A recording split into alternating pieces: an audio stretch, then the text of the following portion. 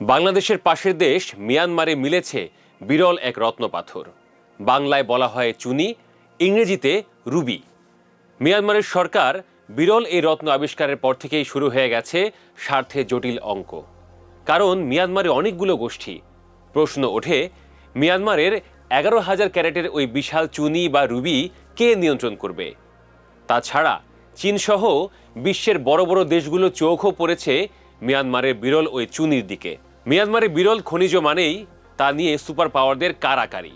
প্রশ্ন উঠতেই পারে, সীমিত বাণিজ্যিক সম্পর্ক ব্যবহার করে বাংলাদেশ কি চুনির ভাগ আদায় করতে পারবে? বাংলাদেশ মিয়ানমারের প্রতিবেশী, দুই দেশের সম্পর্ক গভীর নয়। রোহিঙ্গার প্রত্যাবাসন ও সীমান্ত সুরক্ষায় রুবির বাহানায় অর্থনৈতিক সম্পর্ক বাড়াতেই পারে বাংলাদেশের বর্তমান সরকার। আর ভারত দেশটি মিয়ানমারের সঙ্গে সম্পর্ক রাখে কৌশলগতভাবে। এই কৌশলগত স্বার্থ লালচে ওই পাথরে গিয়ে ঠেকবে না, তারই বা গ্যারান্টি কি? ওটা পেলে এমনিতেই সবাই লালে লাল, একেবারে আঙুল ফুলে কলা গাছ। মিয়ানমারের 11,000 ক্যারেটের বিশাল ওই রুবি নিয়ে বলা হচ্ছে, দেশটির ইতিহাসে এই রত্ন এ পর্যন্ত আবিষ্কৃত রুবিগুলোর মধ্যে অন্যতম।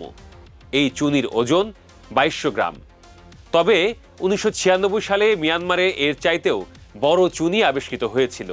সেটা ছিল 21,450 ক্যারেটের। তবে বিশেষজ্ঞরা বলছেন, নতুন পাওয়া এই রত্ন পাথরটি স্বচ্ছতা ও রঙের গভীরতা আগেরটির চাইতে অনেক বেশি। ফলে বলা হচ্ছে এর আর্থিক মূল্য হবে আকাশ ছোঁয়া।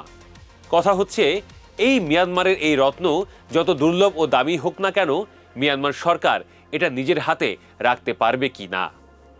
অতীতে মিয়ানমারে পাওয়া দুর্লভ রত্ন পাথর নিয়ে দেশটির গোষ্ঠীগুলোর মধ্যে অনেক রক্তক্ষয়ী যুদ্ধ হয়েছে, মারামারি হয়েছে।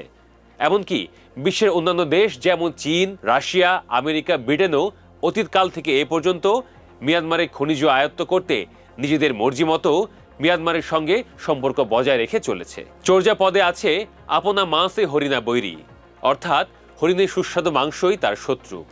মিয়ানমারে হয়েছে সেই দশা।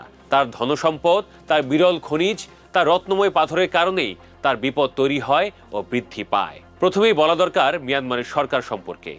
দেশটির বর্তমান সরকার সামরিক জান্তা সমর্থিত। বর্তমান সরকারের প্রতি সব দেশের সমর্থন নেই।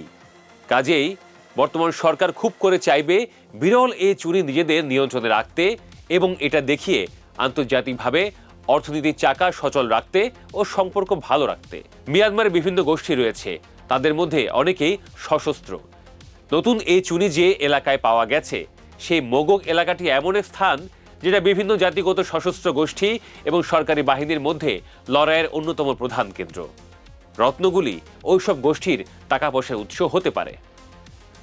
বিশ্বের অন্যান্য দেশ, বিশেষ করে চীন, মিয়ানমার থেকে বিরল খনিজ ও রত্ন কিনে নিয়ে যায়। চীন 2025 ও 2024 সালে মিয়ানমার থেকে 50,000 মেট্রিক টন বিরল খনিজ আমদানি করেছে। 2023 সালে সেই পরিমাণ ছিল 40,000 মেট্রিক টন। অর্থাৎ ধারাবাহিকভাবে চীন মিয়ানমার থেকে বিরল খনিজ নিজেদের দেশে নিয়ে যেতে খুবই আগ্রহী। মিয়ানমারে এখন সামরিক জান্তা সমর্থিত সরকার। খেয়াল করুন, দেশটির বর্তমান প্রেসিডেন্ট মিন অং হ্লাইং আগের সামরিক জান্তা প্রধান। তাকে সমর্থন দেয় চীন। সমর্থন ও সুসম্পর্ক বজায় রাখা মানেই মিয়ানমার থেকে বিরল খনিজ নিয়ে যাওয়া। এখন চীন যদি বিরল ওই চুনি বাগিয়ে নিতে পারে, তাতেও অবাক হওয়ার কিছু নেই। মিয়ানমারের জান্তা ও জান্তা সমর্থিত সরকার ক্ষমতায় আসার পর থেকে আমেরিকা অস্বস্তিতে। জান্তা বিরোধী বিভিন্ন শক্তিকে সমর্থন জানানোর মাধ্যমে আমেরিকা নিজের স্বার্থ উদ্ধারে ব্যস্ত। তাছাড়া মিয়ানমারের নাগরিক সমাজ, মানবাধিকার ইস্যু ইত্যাদি নানা কিছুর উসিলায় আমেরিকা মিয়ানমারে ঢুকতে চায়। আর ঢুকতে পারলেই বিরল ওই চুনি বা রুবি। রাশিয়ার স্বার্থ কি? রাশিয়া মিয়ানমার সরকারকে অস্ত্র দেয় এবং এক ধরনের কূটনৈতিক সম্পর্ক রয়েছে। এই সম্পর্কের জেরে রাশিয়া মিয়ানমারের ওই দুর্লভ চুনি বা রুবি নিজের করে নিতে চাইতেই পারে।